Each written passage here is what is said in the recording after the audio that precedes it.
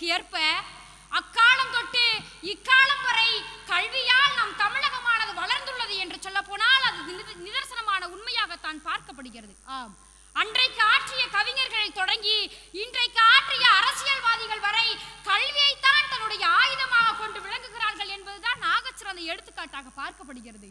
30 கோடி முகமுடையாள், உயிர் மொய்முற ஒன்றுடையாள், இவள் செப்பு மொழி 18 எனும் சிந்தனை ஒன்றுடையாள் என்ற பாரதியின் வரிகளை வைத்து அன்றைக்கு பாரதி தமிழை வளர்த்தார்.